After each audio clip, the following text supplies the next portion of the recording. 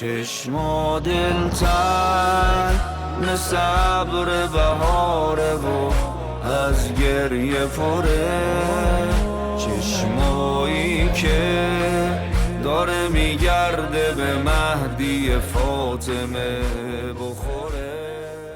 آخری فقرہ عصر عاشور امام حسین نے فرمایا تھا گھوڑے پر سوار ہو کر کے اپنے بیٹے علی اکبر کا خون معاف کر دیں گے اگر تم ابھی بھی ہماری بات کو قبول کر لو. لیکن جب نہیں قبول کر سکے عزیزان گرامی تو امام نے کیا فرمایا تم کیسے قبول کرو گے؟ ہم نے مدینے سے لے کے مکہ، مکے سے لے کر کے کربلا، ہر مقام پر تمہیں اپنے نانا کا خطبہ پیش کیا، قرآن کی آیتیں پیش کی ہیں، اپنے ذریعے سے تمہیں سمجھانے کی کوشش کی ہے، واعظ و نصیحت تم کو کی، لیکن تمہارے دل پر اثر نہیں ہوتا.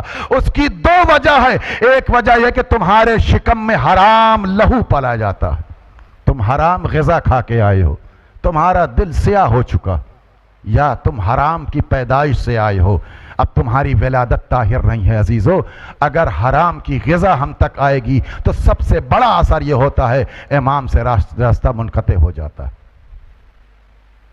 بچانا ہے تو حرام غذاؤں سے اپنے شکم کو بچانا. یأکلون النار فی بطونہم، جو حرام کھاتے ہیں وہ کھانا نہیں کھاتے، اپنے شکم میں آگ بھر رہے ہیں.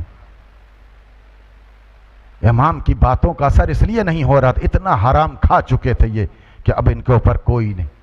عزیزو سنیں گے امام حسین کے شہید کرنے والے قاتلوں کو یزید کی طرف سے کیا انعام دیا گیا تھا؟ جب امام سجاد پہنچے یزید کے دربار میں تو ایک بہت بڑا چبوترا سا دیکھا، اس کے اوپر سرخ لباس پہنے ہوئے کچھ لوگ ایسے تھے جو تاش اور گوٹیاں کھیل رہے تھے، شطرنج کھیل رہے تھے، ان کے سامنے شراب کا جام رکھا ہوا تھا. کسی نے پوچھا یہ کون ہیں؟ کہا یہ کربلا میں امام حسین کے قتل میں شریک تھے، اس لیے یزید کی طرف انہیں انعام دیا گیا. اگر یہ ہم انجام دیتے ہیں تو ہمارا بے شمار نعوذ باللہ یزیدیوں میں. امام نے فرمایا اگر میں کسی شرابی کو دیکھتا ہوں میرے بابا کا قاتل یاد آتا ہے.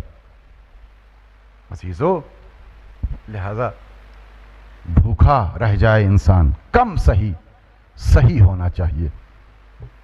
اگر اللہ کی ولایت میں باقی رہنا ہے تو ان باتوں کو، اس لیے کہ یہ اس ولایت میں تو طے ہے وہ نکیل جو ہم نے آپ کو بتایا، اس میں روکا ٹوکا جائے گا. اور روکنا ٹوکنا اس لیے ہے کہ آپ میدان محشر میں عزت اور آبرو کے ساتھ پیش کیے جائیں. دنیا میں کیا رکھا؟ جناب زینب نے فرمایا دنیا مسافر خانہ ہے. الأجل مولا مولا